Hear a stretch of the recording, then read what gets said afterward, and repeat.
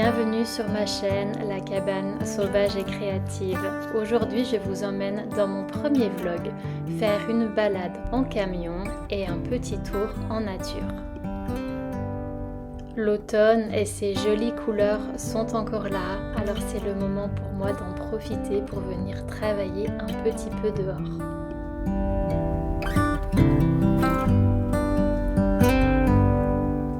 Je voulais vous faire découvrir le petit spot où j'ai travaillé durant l'été 2023. C'est un food truck qui est au bord d'un étang. Le spot est magnifique et là je peux voir qu'en fait ils ont tout taillé les arbres.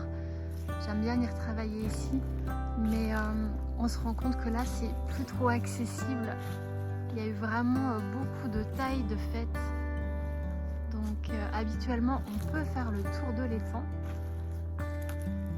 même si ce n'est pas préconisé parce qu'en fait là-bas au fond il y a des canards qui nichent, des oiseaux, donc on essaye d'éviter de les déranger. Donc voilà un petit peu le spot. On peut dormir ici en camion, en camping-car. Là les couleurs sont juste magnifiques et puis on a également un petit abri juste là.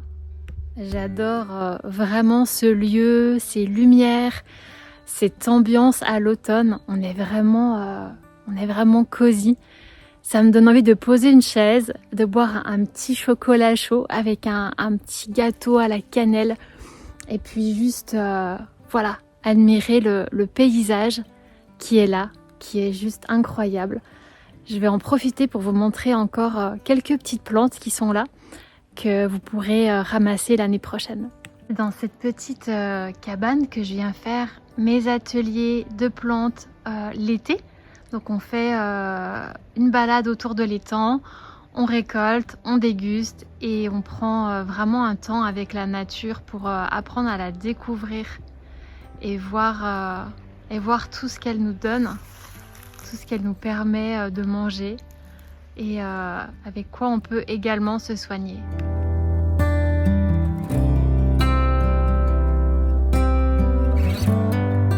J'adore vraiment venir me balader ici parce que c'est là en fait que tout a commencé pour nous.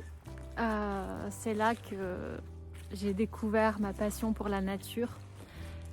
C'est quand on a passé 3 mois l'été en pleine forêt que je me suis reconnectée à la puissance du vivre dehors. Et maintenant, c'est quelque chose qui me lâche plus. C'est quelque chose qui me lâche plus à tel point que j'aimerais pouvoir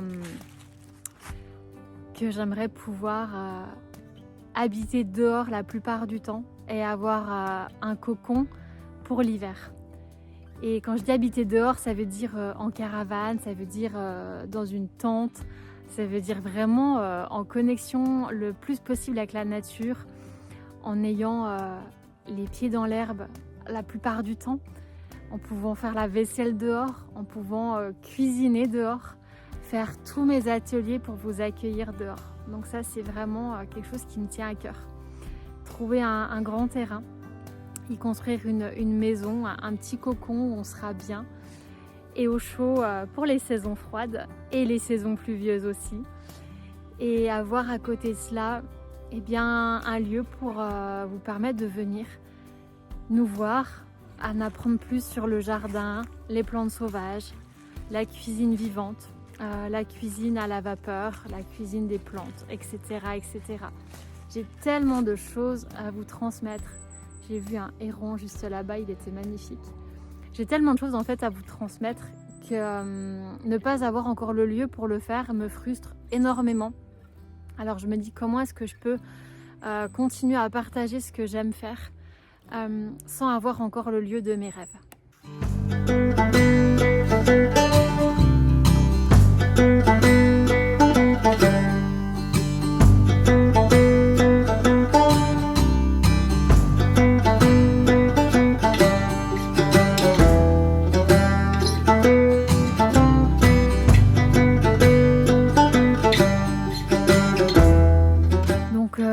Peut-être, mais on a mis la maison où l'on habite actuellement en vente L'idée, c'est maintenant de pouvoir manifester dans la matière notre futur lieu, notre futur terrain qu'on aimerait avoir. Donc déjà un terrain où l'on pourrait construire notre petite cabane. Et si on avait vraiment la possibilité, un terrain d'1 hectare, avec donc une partie constructible sur laquelle on mettrait notre maison.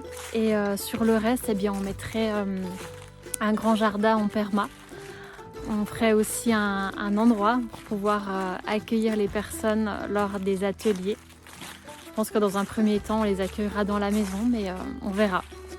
Et ce lieu, on le cherche autour de la vallée de l'Alou, pour ceux qui connaissent un peu. Voilà, et donc là, je suis venue aussi à ce lac pour m'inspirer, pour dessiner. Car j'ai déjà des images d'une maison que j'aimerais pouvoir construire avec des baies vitrées qui ouvrent en pleine nature. Et j'aimerais donc pouvoir mettre tout ça dans la matière et que ce dessin fasse son chemin et aille toquer à la porte de l'univers et qu'on puisse trouver le lieu pour créer tout ça.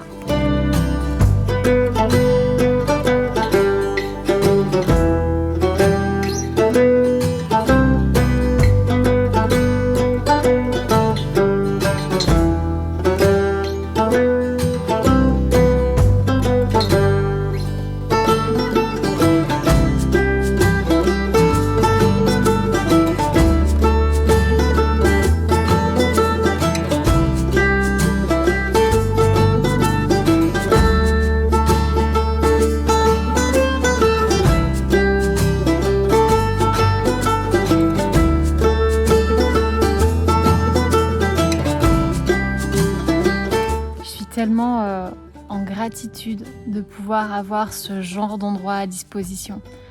C'est vrai qu'il y a des fois j'aimerais bien pouvoir travailler dans des cafés, des lieux, des salons de thé, des choses un peu plus branchées qui proposent plein de pâtisseries, plein de boissons. Des fois je me dis pourquoi pas créer un lieu comme ça. Mais en fait je crois que le plus beau lieu qui puisse exister, c'est simplement d'être ici, en nature, et de se laisser inspirer, de se laisser traverser par la vie pour laisser les idées venir et mettre tout ça dans la matière. Donc je suis vraiment ravie de pouvoir vous faire partager ce petit moment. J'ai vraiment envie de faire davantage de vlogs, davantage de vidéos pour vous permettre de venir dans mon quotidien, pour vous permettre de voir un petit peu ce que je fais, mon mode de vie, ce que je mange, ce que je fais, ce que je bricole, ce que je vends, mon métier aussi de consultante beauté. Voilà, j'aimerais pouvoir lier tout ça et vous emmener en immersion avec moi déjà par la caméra avant de pouvoir le faire en présentiel quand j'aurai le lieu pour ça.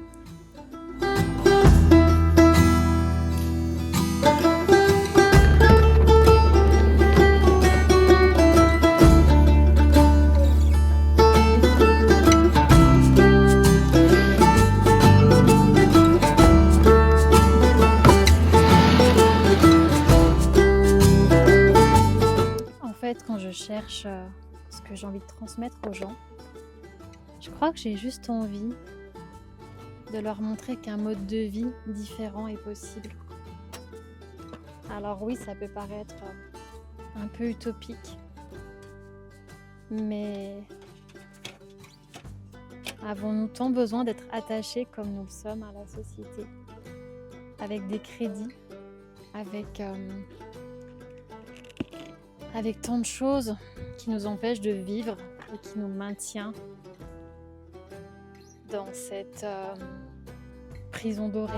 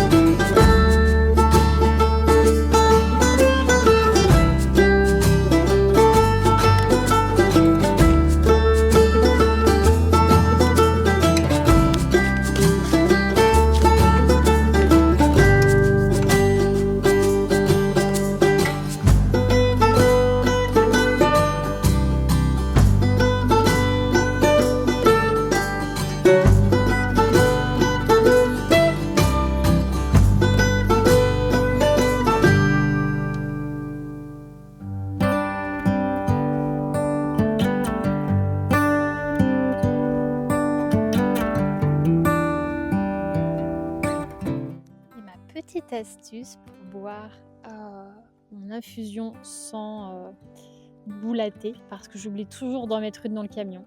Je prends une petite paille et l'idée c'est d'aller boire ce qu'il y a au fond. En général, ça va à peu près. Bon, c'est pas grave, hein, j'en mange toujours un petit peu à chaque fois, mais voilà, c'est la solution que j'ai pour boire mon thé sans manger toutes les feuilles. Bon, je vous ai pas encore montré de plantes parce qu'en effet, il y a vraiment plus grand chose en ce moment. Mais par contre, on est dans la pleine saison des cynorrhodons. Si vous voulez vraiment un boost en vitamines, eh bien, n'hésitez pas. Vitamine C, le cynorrhodon en contient jusqu'à 50 fois plus qu'une orange. Vous imaginez quand même la puissance, et ça, c'est gratuit. Alors, comment le consommer sans attendre la saison des gelées, même si ici, encore ce matin, c'était gelé. Eh bien, vous pouvez donc les cueillir, les ouvrir, enlever les petits poils à l'intérieur et puis les faire sécher. Ensuite, les réduire en poudre et puis les tamiser et garder uniquement que la partie la plus fine. Et dans le reste, vous allez également retrouver un peu de poils, un petit peu de graines. Donc ça, vous les enlevez bien. Vous pouvez également vous faire des tisanes au cynorrhodon. Voilà, si vous êtes en balade, prenez une thermos d'eau chaude avec vous. N'hésitez pas à les laisser infuser directement. Vous pouvez aussi les faire sécher et les garder donc pour vos tisanes. Si vous cueillez d'autres plantes le long de l'année, eh bien, vous pouvez les ajouter, vous pouvez faire vos propres mélanges et c'est absolument délicieux. Donc pensez-y, le cynorrhodon, c'est le moment. Bien entendu, tout le monde connaît la confiture de gratte-cul, mais moi j'aime bien donner d'autres alternatives plutôt que les recettes traditionnelles qu'on connaît. Donc voilà, on le récolte, c'est maintenant. Et voici que s'achève mon premier vlog. Je suis tellement heureuse de pouvoir partager ces instants avec vous en nature. J'espère que cette vidéo vous aura plu et que vous aurez pris autant de plaisir à la regarder que j'ai eu à la tourner. N'hésitez pas à me dire dans les commentaires quel sujet vous aimeriez que j'aborde et en attendant, je vous embrasse bien fort.